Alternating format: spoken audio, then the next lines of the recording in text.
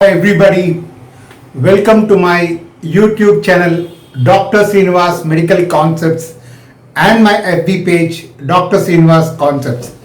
This is Dr. Sreenivas, neurologist from Andhra Pradesh, India. I am also the medical author of the book Focused Neurology.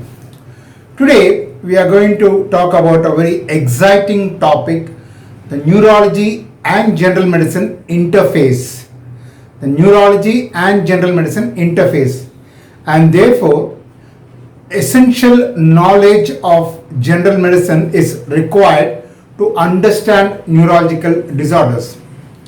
We need to have a good general medical knowledge to understand and evaluate neurological disorders, and therefore even in the curriculum first we do general medicine, internal medicine, followed by subspecialty neurology. So there I can give a lot of examples where general medicine and the knowledge of general medicine is essential for neurologic disorders. For example, a person may have atrial fibrillation. Atrial fibrillation can cause a thrombus and can lead to cardioembolic stroke.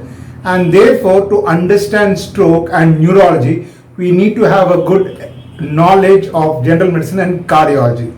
So atrial fibrillation can cause stroke. Likewise, metabolic disorders, hypoglycemia. Hypoglycemia can cause seizures. Brain depends so much on glucose and oxygen for its survival, and therefore a lesser amount of glucose can cause a brain to be dysfunctional and can cause hypoglycemic seizures. And therefore, to understand neurological disorder seizure, we need to have a good general medicine understanding, namely their metabolic parameters, glucose and hypoglycemia. Likewise, on the contrary, hyperglycemia and diabetes can affect nerves and can cause neuropathy. One of the most common causes of peripheral neuropathy is diabetes. In fact, we need always to inquire about diabetes in a person who's got peripheral neuropathy, and therefore for a diagnosis of neurological diagnosis of neuropathy, again an essential understanding of general medicine, glucose, hyperglycemia, hypoglycemia is required. Likewise, in pregnancy, pregnant ladies may have hyperemesis gravidorum.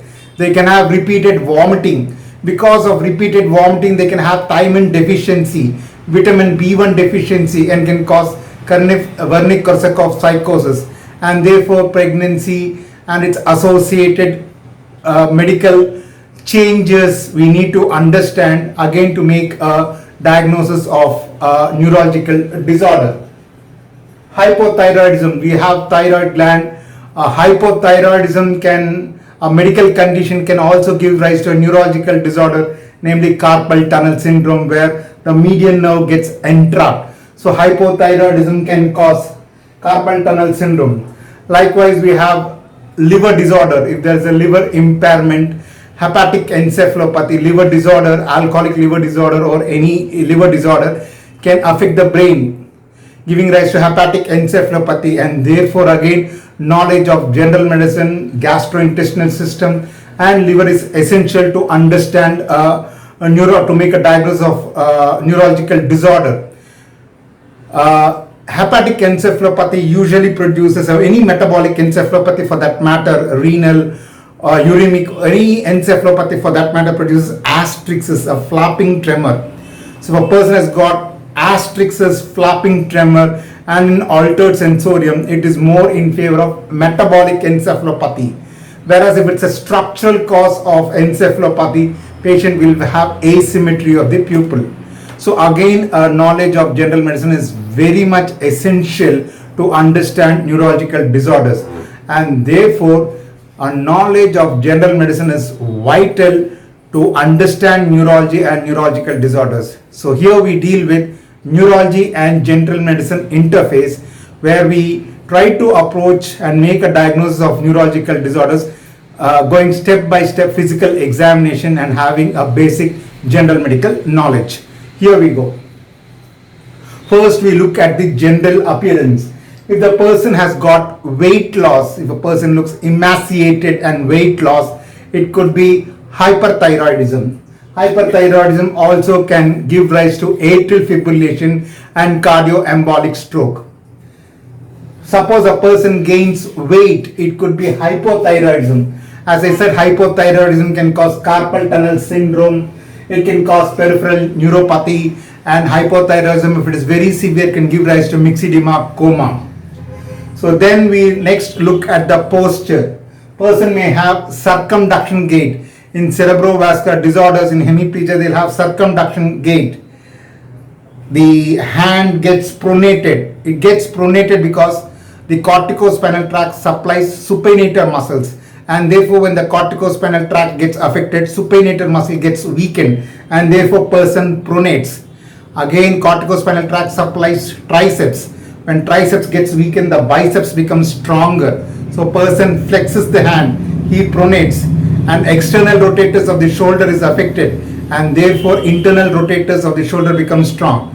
Because the corticospinal tract innervated muscles, namely supinator, triceps, and external rotators of the shoulder are weakened, the opposite muscles take over and they become strong, and therefore person assumes a posture of pronation because of pronators power becoming increased, biceps flexion increases, and internal rotators of the shoulder gets strengthened, and therefore person assumes a characteristic posture of this nature.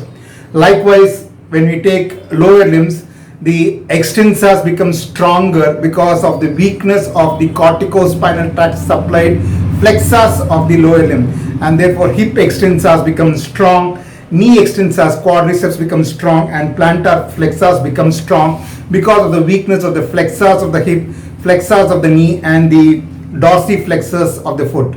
Because of the weakness of the corticospinal tract innervated lower limb muscles, the opposite muscles take over, and therefore there is increased muscle power and tone of the extensors of the knee, hip, and the plantar flexors, and therefore person assumes this kind of posture, and therefore he moves like this.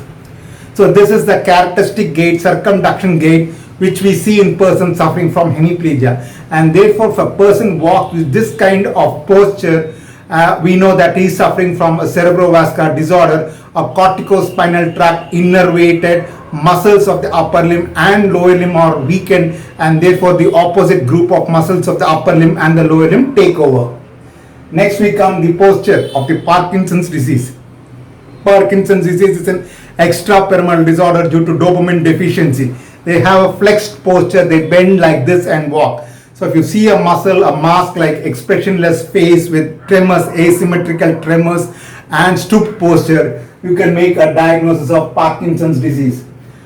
Then as you see the person entering your clinic or your consultation chamber, if a person has got muscular dystrophies, myopathies, gluteus medius becomes weak, they cannot fix the pelvis, and therefore they have waddling gait. So a person comes with waddling gait, you can think of myopathies. The myopathies may not only have waddling gait, they can have abdominal protrusion, that is lumbar lordosis, and especially in Duchenne's muscular dystrophy, they can have hypertrophy of the calves. So hypertrophy of the calves, lumbar lordosis, and waddling gait, you can think of myopathies. Persons may have wrist drop or foot drops because of the peripheral neuropathies. Wrist drop because of radial nerve palsy, foot drop because of common peroneal nerve palsies. So this is all about posture. And then we check out on vital signs again to see any medical disorder causing neurological impairment. Postural hypotension, we check the blood pressure on lying down and then ask him to stand up, and after about couple of minutes we again check the blood pressure. Generally the drop of systolic pressure is less than 20 and diastolic pressure is less than 10. If the drop is more than 20 systolic and 10 diastolic, we call it as postural hypotension. It is the simplest bedside test to find out whether there is autonomic impairment. I repeat, postural hypotension is the simplest bedside evaluation of autonomic neuropathy or autonomic disturbances, and therefore when a person has got postural hypotension, we think of autonomic impairment. So again, the diseases could be because of diabetes causing autonomic impairment, postural hypotension, or multiple system atrophy, Parkinson's plus syndrome, Guillain-Barré syndrome, or the common cause of postural hypotension is a side effect of antihypertensive drugs. So a person takes antihypertensive drugs, it can cause postural hypotension or autonomic impairment like diabetic neuropathy, or Guillain-Barré syndrome or multiple system atrophy can cause autonomic neuropathy and can cause postural hypotension. And therefore it is always essential, imperative to check blood pressure on lying down and standing up. And next we look out for hypertension, whether the blood pressure is increased. Here I need to introduce a concept. Generally, when there is cerebrovascular insufficiency, when there is cerebral ischemia, body tries to increase the cerebral perfusion pressure by increasing mean arterial pressure. Body tries to increase the cerebral perfusion by increasing mean arterial pressure. We know that the cerebral perfusion is mean arterial pressure minus intracranial pressure. And therefore, when there is infarct or hemorrhage, which is causing SOL, space occupying lesion, and raising intracranial pressure, cerebral perfusion gets decreased. So as a compensatory measure to increase the cerebral perfusion, body tries to compensate by increasing the mean arterial pressure. That is, it is trying to increase the blood pressure. And so one of the reasons for hypertension, what we commonly encounter in stroke patients, is a compensatory mechanisms in persons suffering from SOL or cerebral infarction. And therefore, in these persons where there is a compensatory increase of blood pressure, we should not unduly interfere by lowering the blood pressure. And the second important reason of hypertension in neurological disorders is raised intracranial pressure causing Cushing's reflex and Cushing's triad. When the intracranial pressure rises so much that it can go and affect the medulla oblongata, we have a nice triad coming up. We have bradycardia, hypertension, and irregular respiration. If a person has got this kind of triad, that means person is in for trouble. We have to be very, very careful. So hypertension can be seen as a compensatory mechanism for persons suffering from reduced cerebral perfusion, or it could be because of intracranial pressure where there is hypertension. Then pulse. Pulse again, if it is irregular, we see it in atrial fibrillation. Again, if there is an intracranial pressure, as I said, there will be bradycardia, hypertension, and irregular respiration. So pulse character is very, very important, especially in stroke patients, and that too especially in young patients. Cardioembolic stroke is very, very common, and therefore it is imperative, essential to check on the character of the pulse. If the pulse is irregular, it can cause atrial fibrillation and predispose to cardioembolic stroke. Then next we look at the head, how the relationship of head to neurological disorder. Does looking at the head give us any clues, any general medical or any clues of other associated conditions which we can apply to get a neurological diagnosis? If there is abnormal head tilt, it could be because of cervical dystonia. What is dystonia? Dystonia is co-contraction of agonist and antagonist. Generally, when we flex the limbs, for example, when I flex the upper limb using biceps, the triceps has to relax, extensors has to relax. Then only I can perform an activity. This is known as Sherrington's law of reciprocal innervation. So when agonist contracts, antagonists have to relax. But if both contract together, agonist and antagonist contract together, it is called dystonia. You cannot perform any meaningful movement. So there could be cervical dystonia wherein the head may tilt to the opposite side. Or if a person comes with a head tilt test, you can think of Belshaw-Skee's sign. What is Belshaw-Skee's sign? In fourth nerve palsy, where there is a superior oblique involvement, intorsion gets affected. For example, if my right superior oblique gets affected, my right intorsion gets affected. To compensate that, I do a compensatory head tilt test sign towards the opposite side in order to compensate for the intorsion of the superior oblique. So if a person comes with a head tilt posture, you should always think of cervical dystonia or a Belshaw-Skee's sign, fourth nerve palsy. We can see head enlargement in hydrocephalus. Hydrocephalus is dilatation of the ventricles filled with cerebrospinal fluid. So for example, if there is aqueductal stenosis or any obstructive pathology in the CSF pathways, the CSF gets accumulated and the head gets accumulated. you call that as hydrocephalus. In infants, if there is a premature, the sutures, if they are not closed, there will be diastasis, separation of the sutures. So that can also be, we have to look out for that also. And then, as I said, in the CSF pressure increases in babies, the sutures may separate out, diastasis. Sometimes the sutures may prematurely fuse, which you call as craniosynostosis, which will give rise to abnormal shapes of the skull. So either premature fusion of the sutures or separation of the sutures can give rise to abnormal shape of the skull. Then head injury, if there is head injury, there can be ecchymosis, a blood accumulation behind the mastoid, or there could be accumulation of the blood, ecchymosis, over the eyes. If it is over the mastoid, you call that as Battle sign. If it is over the eye, you call that as raccoon sign. Sometimes we can hear the ocular bruise.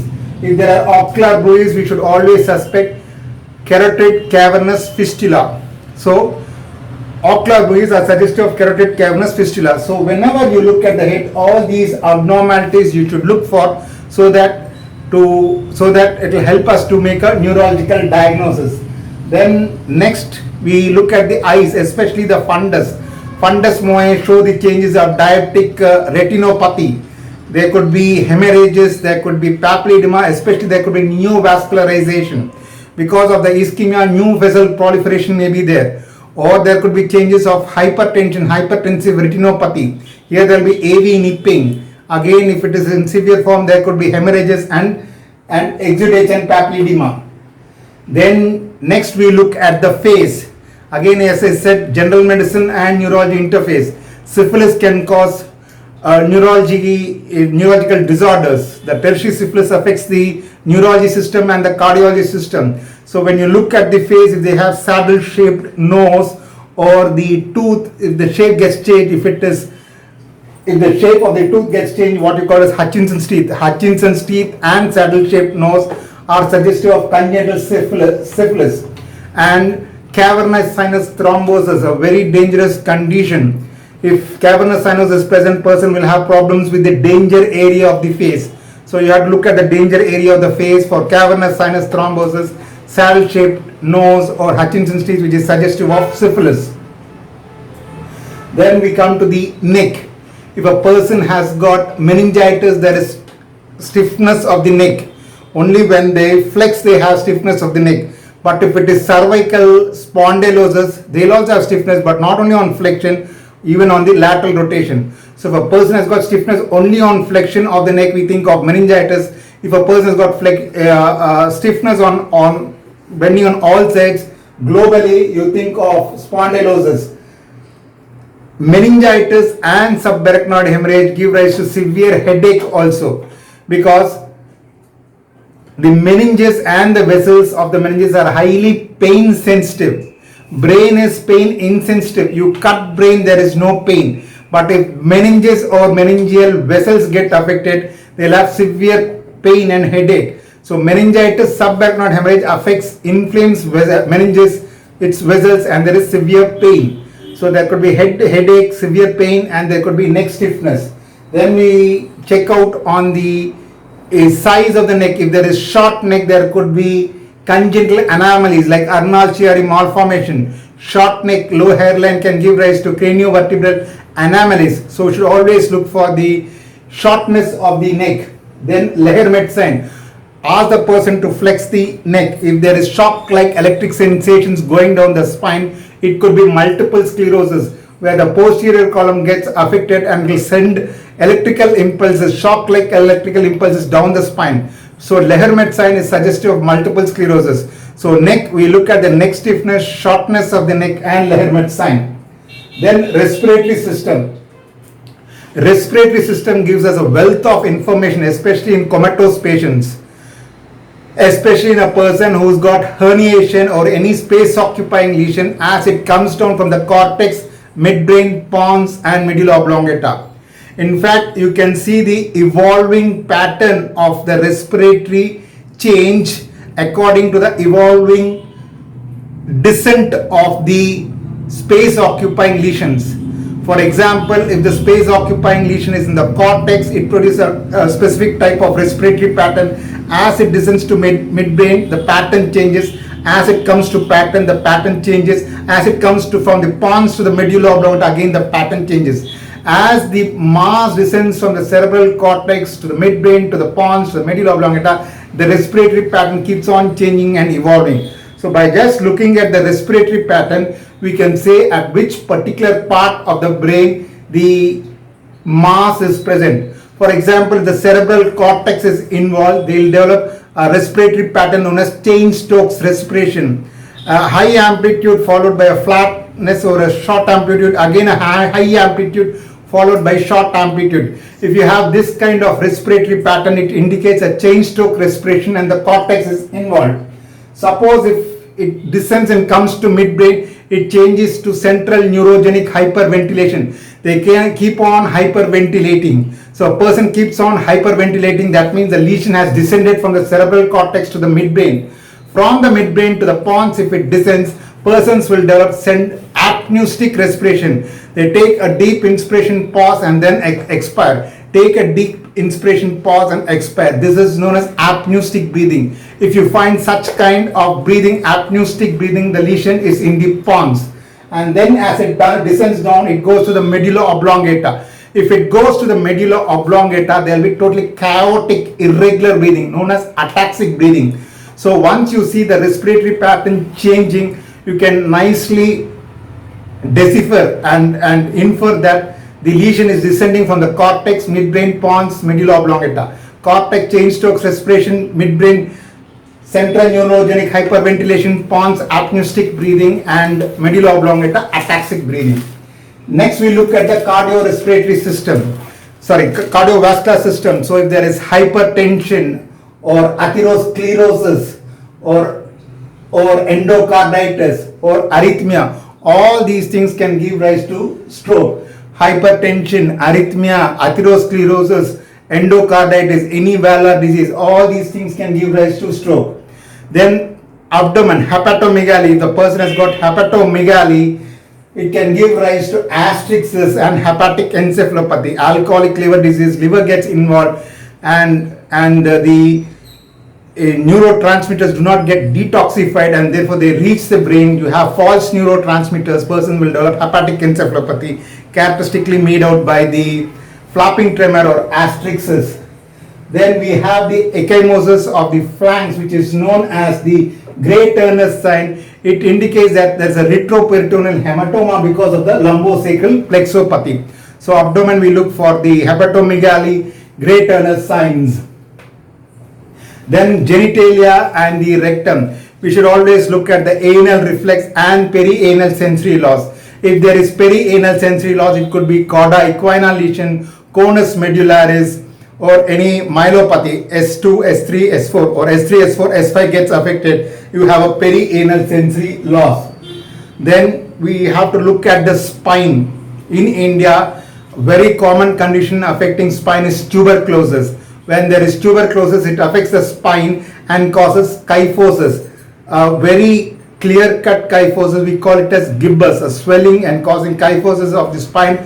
It is gibbous. One of the important and common causes, especially in India, is tuberculosis.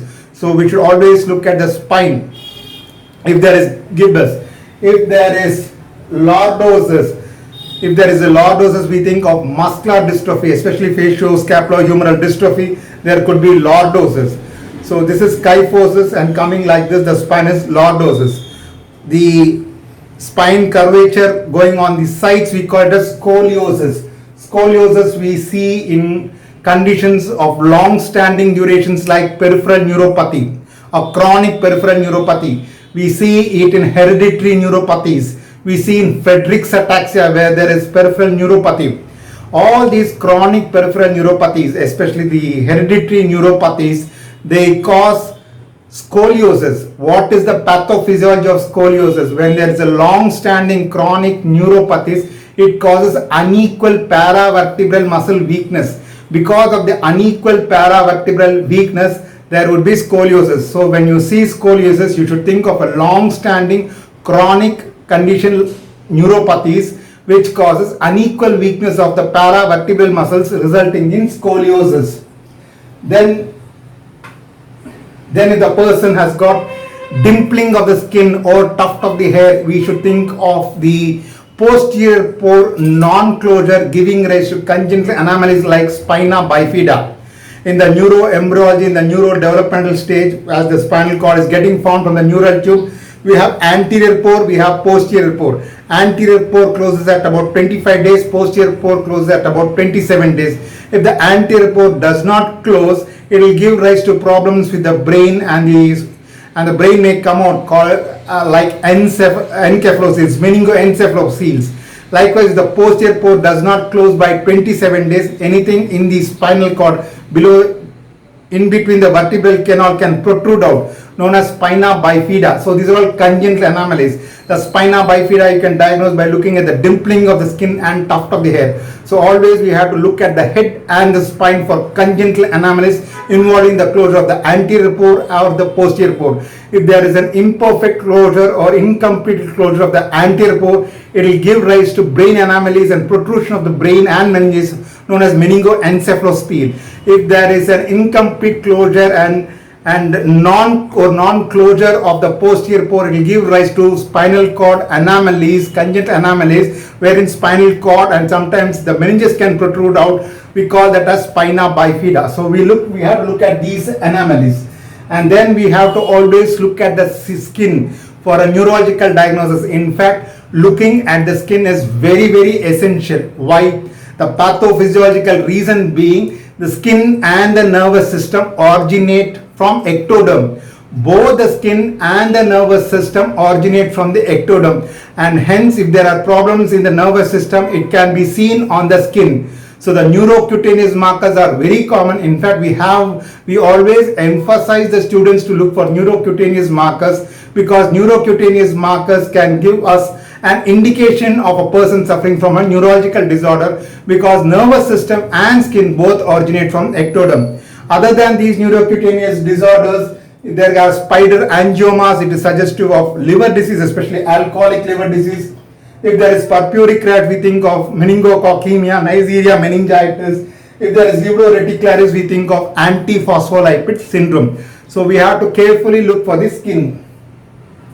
And then person can come with the altered sensorium, and hippocampus and cerebellum gets affected the most. Though all the parts of the brain need oxygen, it is the hippocampus and cerebellum which needs the oxygen the most. So when there is hypoxemic encephalopathy, there is a proclivity of hippocampus and cerebellar involvement. If only the third layer of the cerebral cortex gets affected because of hypoxemia, we call that as cortical laminar necrosis. An important MCQ question for students. And then there could be hypoglycemia or hyperglycemia. Hypoglycemia can cause seizures. Hyperglycemia diabetes on a long-standing basis can give rise to diabetic neuropathy. Then hepatic, renal, or any kind of uremic or respiratory, any kind of encephalopathy, any kind of disorder can affect the brain and can give rise to metabolic encephalopathy. We characteristically diagnose by asterixis.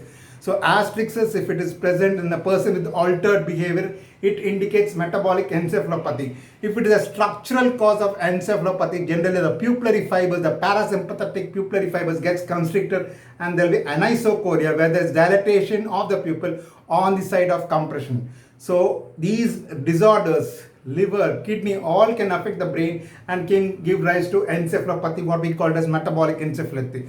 Therefore, I've been stressing in this lecture, emphasizing this lecture, that a knowledge of general medicine is very, very important and essential for neurological diagnosis. Then we can have vitamin deficiency, B1 deficiency, thiamine, person who take too much of alcohol, or pregnant ladies with hyperemesis gravidorum, they can have thiamine deficiency. Thiamine is very important for metabolic pathways, and therefore when the thiamine is deficient, the neuroexcitatory substance glutamate gets increased, and when the neuroexcitatory substance glutamate gets increased, they can have nystagmus. So in Wernicke's encephalopathy, usually they have nystagmus because of excess of neuroexcitatory substance glutamate because of the decrease in thiamine levels. Then a B12 deficiency. B12 deficiency can cause again forgetfulness, dementia, subacute combined degeneration or optic atrophy. Then we have electrolyte disturbances, hyponatremia. Hyponatremia, again as I said, brain depends so much on oxygen, glucose and sodium for its survival. So if there is hyponatremia, again the brain cannot function well and persons get predisposed to hyponatremic encephalopathy. Here a very important clinical point. When we see hyponatremia, we should not be too enthusiastic and start correcting hyponatremia very fast. You have to correct hyponatremia slowly, because if we correct hyponatremia very fast and we start giving 3% saline or hypertonic saline too fast, by osmotic effect it starts pulling all the myelinated fibers and therefore there will be demyelination, osmotic disequilibrium causing central pontine demyelination, and therefore hypertonic saline or sodium normal saline has to be given very slowly. If we give too fast, it will draw fluid towards it, because if it is hypertonic, because of osmosis it draws, and therefore the fibers, the nerve fibers, they get stretched, the myelin fiber gets stored and it will give rise to central pontine demyelination. And then finally toxins, alcohol. We take alcohol, can cause acute alcoholic intoxication, can cause delirium tremens, it can cause alcoholic cerebellar degeneration, optic nerve can get affected, causing alcoholic amblyopia. So alcohol is a neurotoxin. So as I said when I began my lecture, knowledge of general medicine is very, very important, essential, paramount in understanding and approaching neurological disorders. Unless we have good knowledge of general medicine, we cannot make a diagnosis of neurological disorder confidently. Examples, as I said, are many. Atrial fibrillation can give rise to stroke, hypoglycemia can give rise to seizures, hyperglycemia, diabetes of long standing can give rise to neuropathy, vitamin B1 thiamine deficiency because of pregnancy, hyperemesis gravidorum, alcoholism can give rise to Wernicke-Korsakoff psychosis, hypothyroidism can give rise to carpal tunnel syndrome, and liver disorders can, because of alcohol, can cause hepatic encephalopathy. So again, I emphasize that a knowledge of general medicine is very, very important, essential to understanding neurological disorders. And I hope this lecture, neurology and general medicine interface, has been made easy. I really enjoyed giving the lecture, and I hope you have also enjoyed listening to my lecture. If you have any suggestions, kindly post your comments in my YouTube channel. Please like and subscribe my YouTube channel, Dr. Sreenivas Medical Concepts, and my FB page, Dr. Sreenivas Concepts. Thank you. Bye.